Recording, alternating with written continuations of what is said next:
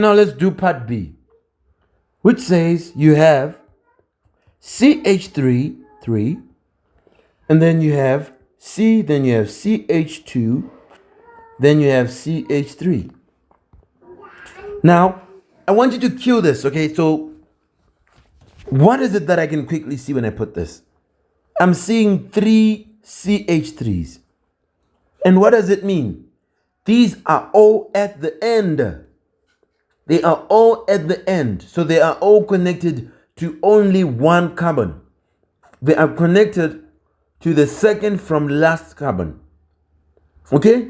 They're all at the end. So we can say that these 3 are going to be connected to this carbon here. Because I can see this carbon here is connected to 0 hydrogens. Which means that it is the one connected to these 3 and it is the one connected to this one.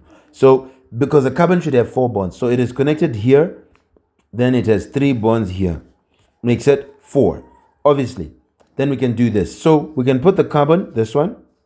Then we make it have 3 carbons connected to it, which is 1, 2, 3. CH3s, which you can put like this, or we can put like CH3 like this. And we put the other one like a C with the 3 H's, which is H, H, H. Then we can put the last C, which is C, and you put the 3 H's, which is H, H, H. So these are the 3 CH3s that are connected to this carbon. And then this carbon is connected to a CH2, which is connected to a CH3. So we connect it to a CH2, okay, which is 2, then which is connected to a CH3, which is a carbon at the end. And this is what it looks like. How good is this? It's beautiful, right? Then what about the bond line? So for the bond line, we can put these 4, okay?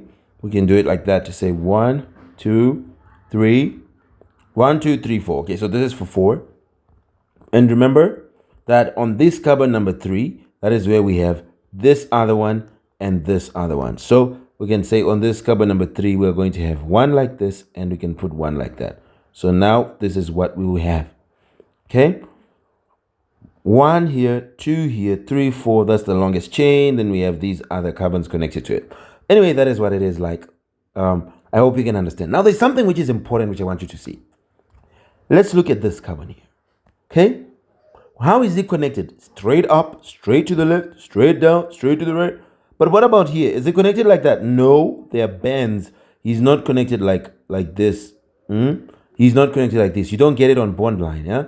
Where you have things like this. These are not the connections on bond line. Bond line connections are usually like that. Okay, they are bent. They have bends.